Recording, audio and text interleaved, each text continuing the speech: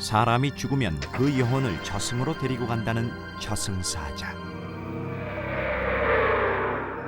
과연 저승사자란 정말 존재하는 것일까요?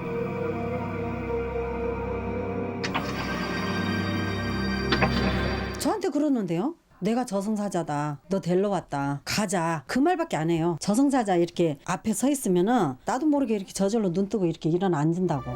덕방 씨의 저승사자 체험은 지금으로부터 24년 전 결혼한 지 얼마 되지 않아 이상한 경험을 하면서부터 시작됩니다.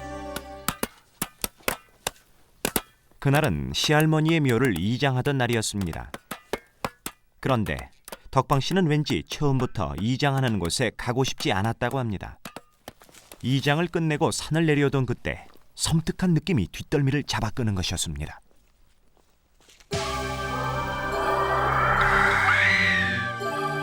이장한 묘의 주인 시할머니였습니다. 그러나 덕방 씨는 시집 오기 전까지 한 번도 귀신을 본 적이 없었다고 합니다.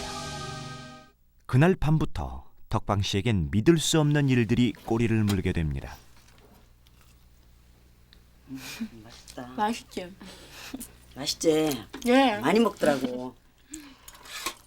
이거 좀 드세요. 그래요. 배 아니 왜 어디 아파? 고구마가 튀었나벼. 아유, 꼭꼭 씹어 먹으려니까. 배가 너무나 아팠던 덕방 씨는 황급히 화장실로 향했습니다.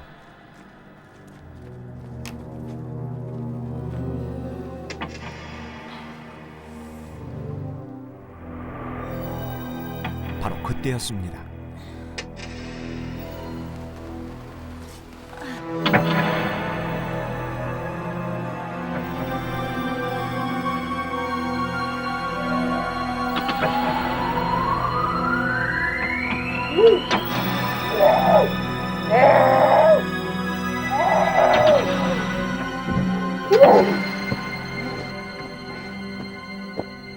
덕방 씨는 그날 화장실과 마당에 나타났던 귀신들이 분명히 조상 귀신들이었다고 했습니다. 그리고 덕방 씨에게 불만을 가진 조상 귀신들이 덕방 씨를 죽음의 문턱까지 끌고 갔기 때문에 저승사자를 만나게 된 것이라고 합니다.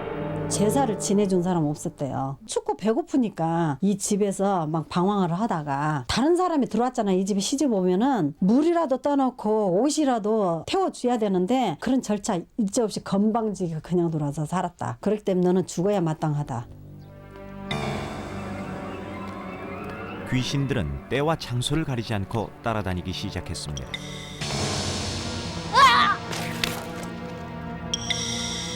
여보! 귀신이 나타날 때마다 발작이 일어났습니다. 몸이 굳으며 눈만 말똥말똥한 발작. 그것은 거품을 무는 간질 발작과 분명히 달랐습니다. 아니, 느닷없이 그랬단 게 느닷없이 그냥 쓰러져 갖고 막이 된 게 그냥 엄마 이상하다 하면서 그냥 막 쓰러져 버려 그냥. 그래갖고는 그냥 뻣뻣이 그냥 말도 못하고 눈만 그냥 동글동글하니. 그러면 그냥 우리가 그냥 그 길에서도 막 주물르지. 아니 어째 이런 거래요? 글쎄요. 수많은 병원을 찾아보았지만 도대체 병명도 원인도 알 수 없었습니다. 조상 귀신들의 괴롭힘은 10년 동안 이어지게 됩니다.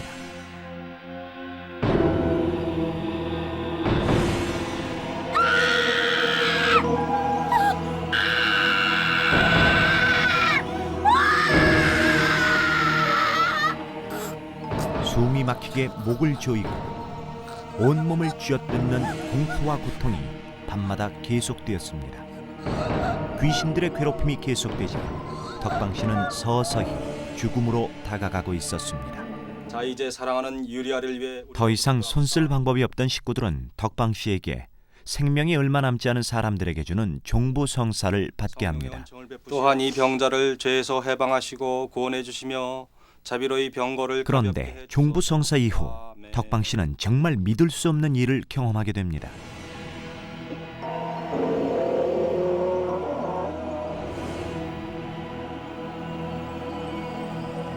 조상 귀신 대신 저승사자가 찾아오기 시작한 것입니다. 누구세요? 처음엔 웬 낯선 사람인 줄 알았다고 합니다. 누구세요? 저승에서 왔느니라.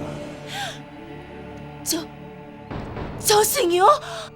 근데 제가 보는 저승사자는 하얀 옷을 입었어요. 깨끗하게 입으시고 지금 나이로 본다면 60 정도 돼 보이시고 눈썹이 없어요.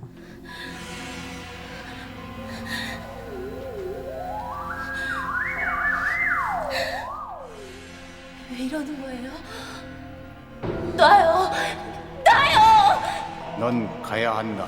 싫어요. 난 안 갈래요. 난 못 가요. 저승사자가 잡아당길 때마다 덕방 씨는 자신의 영혼이 몸에서 빠져나오는 것을 느꼈다고 합니다. 여보, 나 좀 붙잡아. 여보, 나 좀 붙잡아줘. 그리고 그때마다 끌려가지 않으려고 온 힘을 다해 남편을 깨우게 됩니다.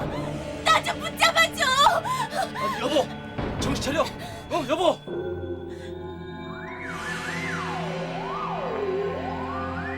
여보. 여보, 나 좀 살려줘. 나 무서워요, 여보. 저기.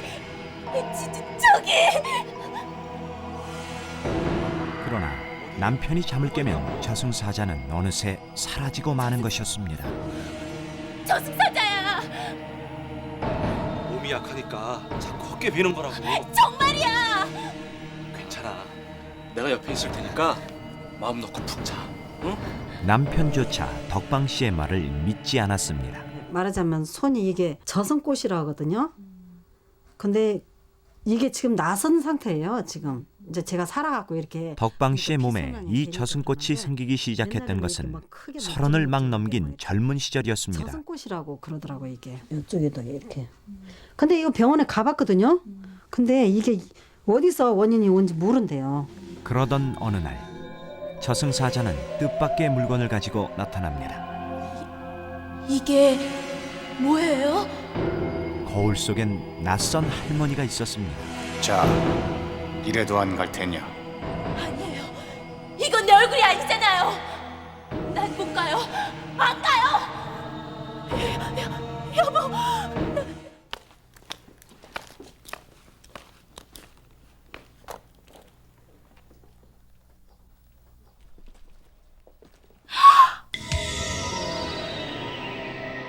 저승사자의 거울 속에 있던 그 할머니였습니다. 그리고 더욱 놀라운 사실은 돌아가신 날이 저승사자가 덕방 씨에게 거울을 가지고 왔던 바로 그날이라는 것이었습니다. 그 뱀은 저승사자가 나타나면서부터 덕방 씨의 마당을 지키고 있었습니다. 저기 모셔. 언니, 뭐 달려오고 그러시나요? 싸게 없애버리는 안 되라, 언니. 지키면 안 되라. 비켜,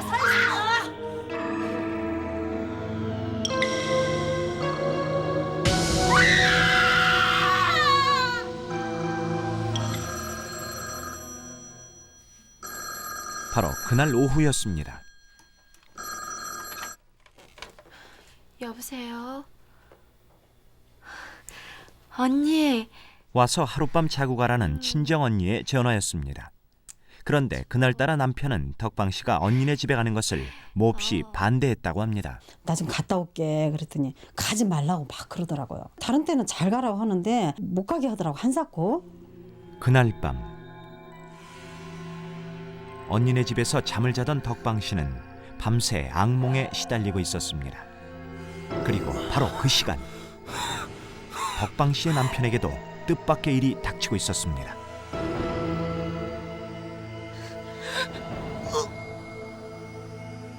남편은 심장마비로 쓰러지고 말았습니다. 그때 남편의 나이 38. 너무나 건강했던 남편의 죽음은 도저히 믿을 수 없는 일이었습니다.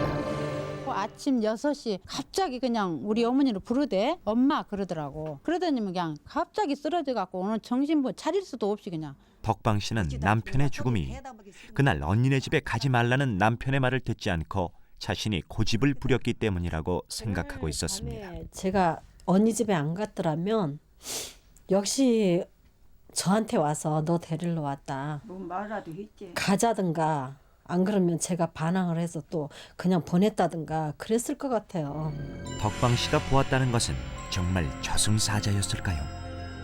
그리고 덕방 씨의 이야기처럼 정말 저승사자는 덕방씨 대신 남편을 데리고 간 것일까요? 또 화가 났던 조상 귀신들은 남편을 데려간 것으로 위안을 얻은 걸까요? 제가 그때 반항을 하고 자꾸 그러고 못 데리고 가고 하니까 애기 아빠를 데려갔나 보다. 근데 이제 확실한 건 뭐냐면 그 뒤로 저승사자가 안 보이거든요. 남편이 떠난 지 14년. 남편이 죽은 뒤 덕방씨의 병세는 씻은 듯이 나았다고 합니다. 그리고 그 이후 덕방씨는 조상 귀신이나 저승사자를 한 번도 볼 수 없었다고 합니다.